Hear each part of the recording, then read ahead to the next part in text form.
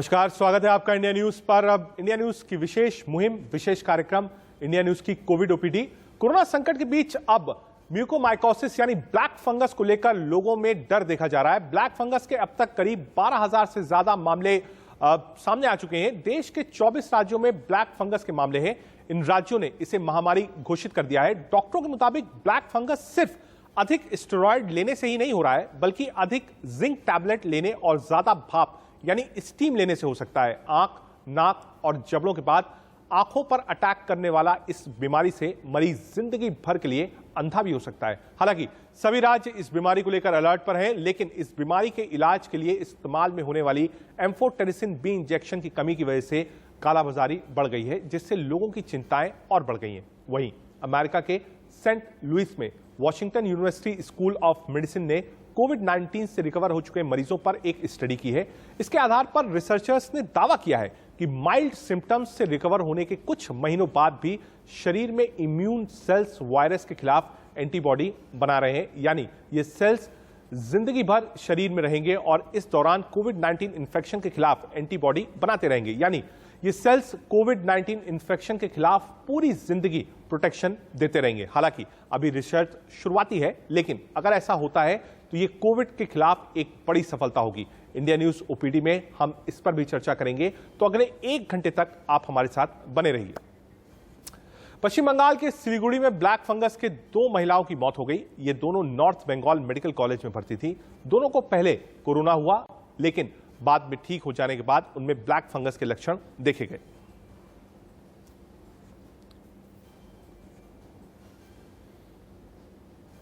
दो मौतें हुई हैं पश्चिम बंगाल में ब्लैक फंगस के कारण। Post Covid black fungus body में हुआ, यानी म्यूकर की दिक्कत थी और दोनों की ही मौत हो गई। पश्चिम बंगाल से ये खबर। बात उत्तर प्रदेश की।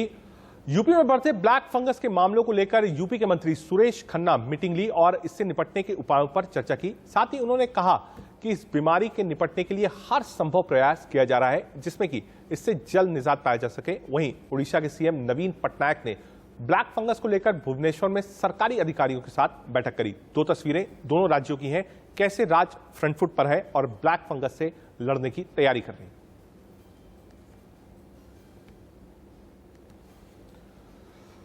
सरकारों को निर्देश दिया जा चुका है कि महामारी इसको घोषित करें। लगभग 17 राज्य ऐसे हैं जिन्होंने म्यूकोरमाइकोसिस यानी ब्लैक फंगस को महामारी घोषित किया है। एम्फोटेरिसिन की कमी है, लेकिन मध्य प्रदेश और देश में कई ऐसी कंपनीज हैं जिनका करार हुआ है और अब आने वाले 1 हफ्ते में जो प्रोडक्शन है वो लगभग 20,000 डोजेस पर डे के हिसाब से होगा। ये सिर्फ ब्लैक फंगस नहीं है, येलो फंगस भी है, ग्रीन फंगस भी है और अब व्हाइट फंगस के भी केसेस बिहार से मिले हैं। ब्लैक फंगस को लेकर लगातार सरकार अवेयरनेस पैदा करने की कोशिश कर रही है कि लोग जाने क्या है। शुरुआती दौर में अगर म्यूकर का पता चल जाता है तो इजी होता है डॉक्टर के लिए ट्रीटमेंट देना, लेकिन बाद में अगर इसके पता चलता है तो भयावह स्थिति में पेशेंट पहुंच जाता है।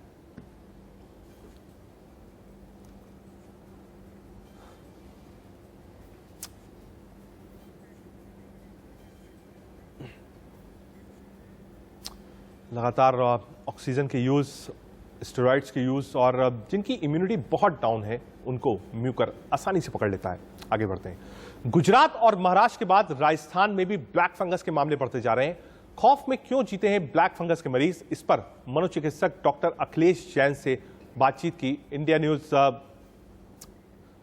न्यूज के रिपोर्टर ने आपको वो बातचीत सुनाते हैं।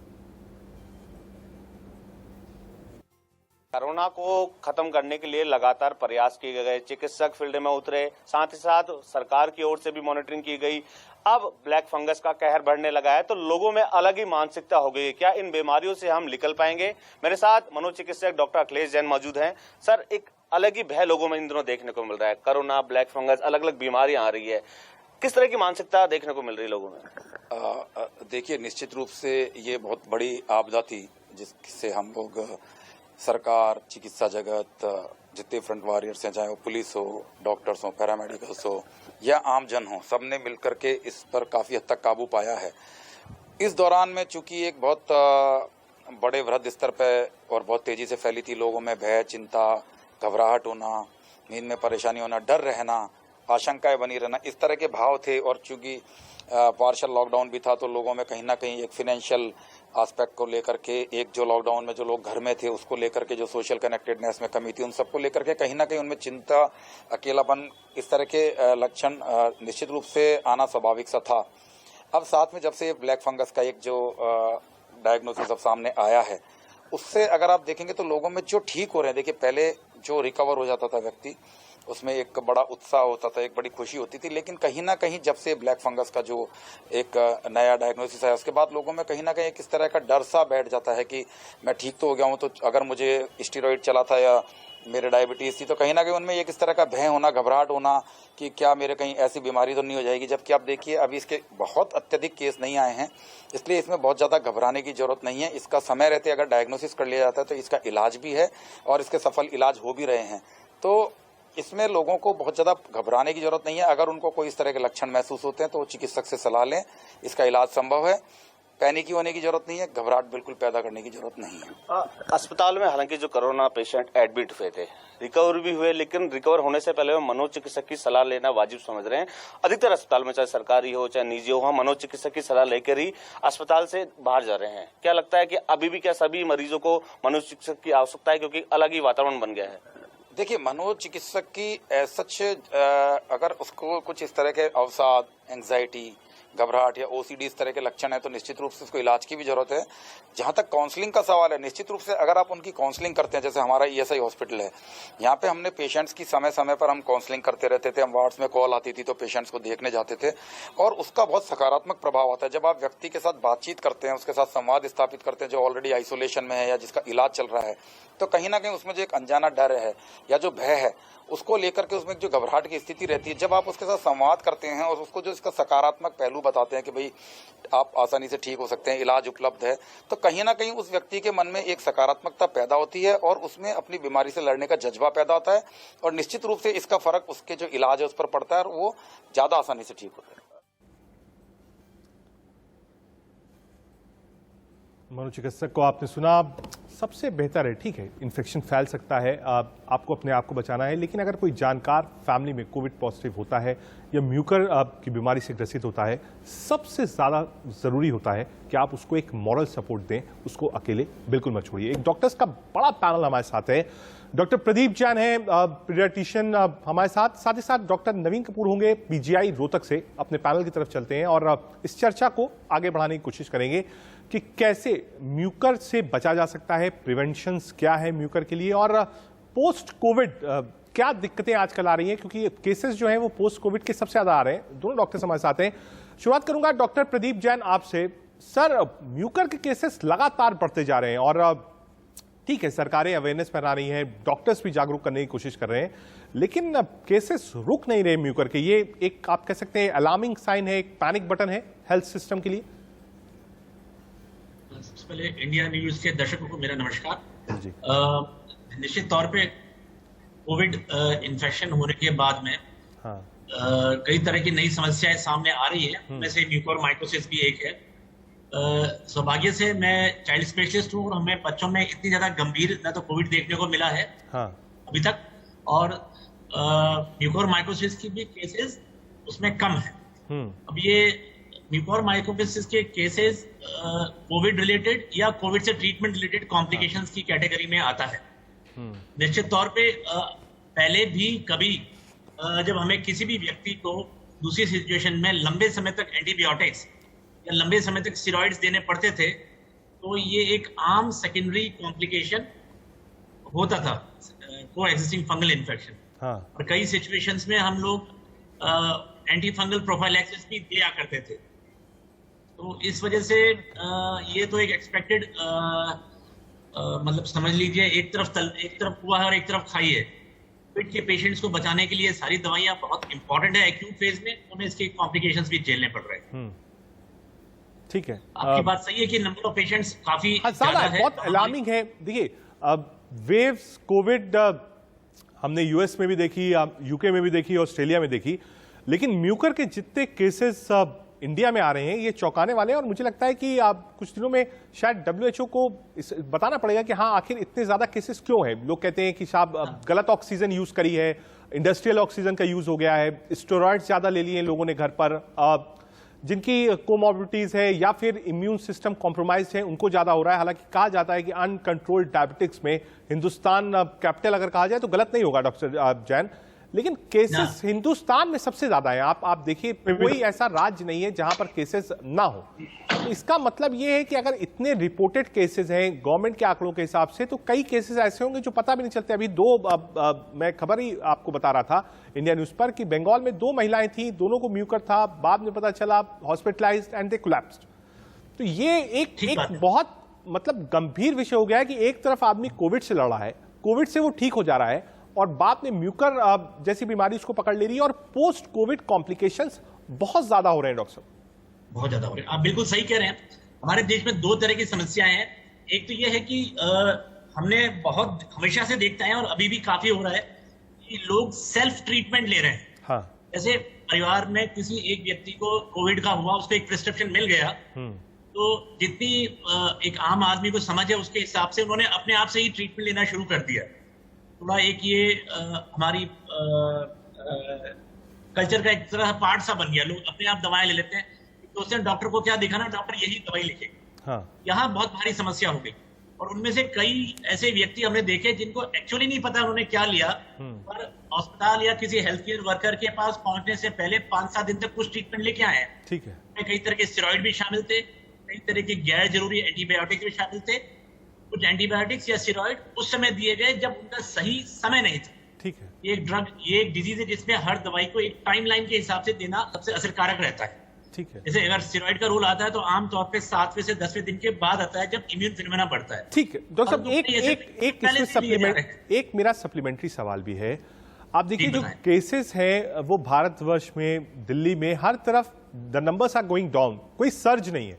मतलब हम मान सकते हैं कि हमने पीक को पार कर लिया है, सेकेंड वेव की पीक हो चुकी है। मैं आपसे ये समझना चाहता हूं कि आज भी जो मौत के आंकड़े हैं डॉक्टर साहब वो नहीं घट रहे हैं, इसका मतलब क्या है? पहला। दूसरा, लोग कोविड से ठीक हो जा रहे हैं, उसके बाद सबसे ज्यादा परेशानी है म्यूकर के से भी ज्यादा तो वो कार्डियक अरेस्ट की है।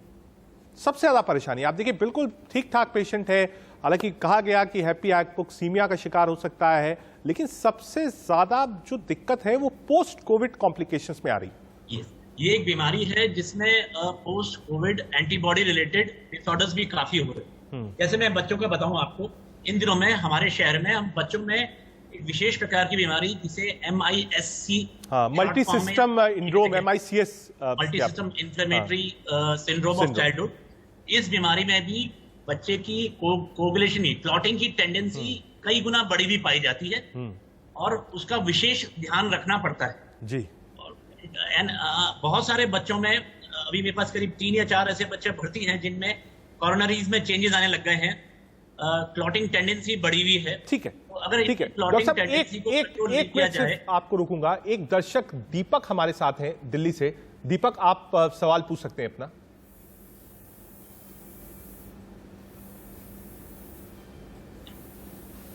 दीपक की आवाज मिल रही है आपको?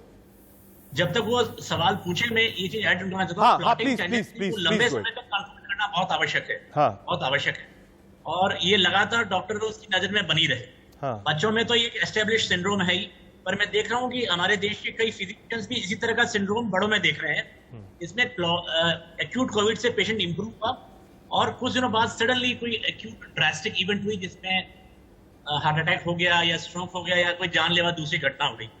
तो लंबे समय तक डॉक्टर की देखरेख में बना रहना बहुत आवश्यक है। डॉक्टर साहब, क्योंकि MICS multi system syndrome in childhood की हमने बात करी, और आपने कहा भी कि ऐसे 2-3 बच्चे, 2-3 केसेस आपके साथ आए हैं। डॉक्टर साहब, शुरुआती लक्षण MICS का क्या देखने को मिलता है? आप लोग जब पेशेंट या बच्चे देखते हैं, बहुत इंपॉर्टेंट सवाल है। शुरुआती लक्षण, हाँ, शुरुआती लक्षण जो माँ बाप लेकर आते हैं या टेली कॉन्फ्रेंसिंग से आपसे जुड़ते हैं, वर्चुअली जुड़ते हैं, शुरुआती लक्षण MICS के बच्चों में आपको क्या देखने को मिलते थे? बिल्कुल ठीक, ये सवाल बहुत इंपॉर्टेंट है आपने, मैं इसके लिए आपको बधाई दूंगा, क्योंकि अगर ये लोग जल्दी से पहचान लें इस बीमारी को, हमारे साथी डॉक्टर्स, जनरल प्रैक्टिशनर, तो टाइम पे इलाज मिल जाए उनको जी। जो सबसे इंपॉर्टेंट लक्षण है इसमें आंखों के अंदर लाली आ जाती है, पस नहीं आता, इसको नॉन पुरुलेंट कंजक्टिवाइटिस जैसा कह सकते हैं। शरीर पे दाने दाने आ जाते हैं, बच्चे के पैरों में सूजन आ जाती है, दस्ते, उल्टियां या पेट से संबंधित ठीक है डॉक्टर साहब, एक मिनट डॉक्टर साहब, एक मिनट की रोकूंगा क्योंकि एक दर्शक दीपक हमारे साथ हैं दिल्ली से। दीपक, अगर आपको आवाज मिल रही है तो आप सवाल पूछ सकते हैं।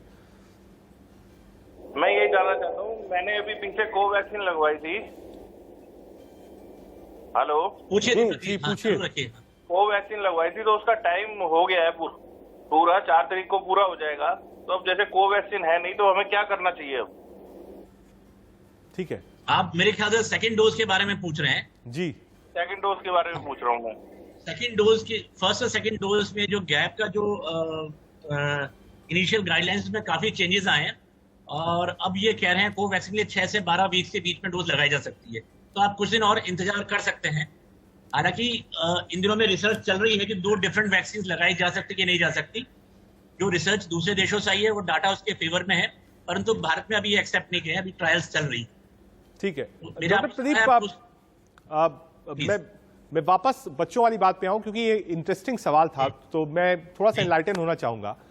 डॉक्टर साहब, एक ऑक्सफोर्ड की स्टडी आई है जिसमें कहा गया है कि अगर आपने पहले 1 डोज ऑफ वैक्सीन ली है और फिर आप सेकेंड डोज ऑफ वैक्सीन लेते हैं, हालांकि हिंदुस्तान में अभी इस पर काम चल रहा है, लेकिन ऑक्सफोर्ड की एक स्टडी आई है, रिसर्च आई है, उसमें कहा कि अगर आप 2 टाइप्स की वैक्सीन लेते हैं तो वो कारगर होती है आपके शरीर पर एक तरीके के डोज लेने से ज्यादा।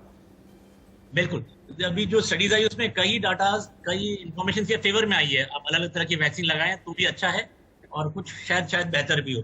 पर देखिए, कोई भी स्मॉल स्टडी को जनरलाइज करने के लिए पहले काफी अच्छी रिसर्च कर लेनी चाहिए। तो देखते हैं हमारे देश में क्या डाटा निकल के आता है। ठीक है, डॉक्टर नवीन भी हमारे साथ हैं, पीजीआई रोहतक से ज्वाइन कर रहे हैं। डॉक्टर नवीन, बहुत स्वागत है आपका। हम इस बातचीत के सिलसिले को आगे बढ़ाएंगे।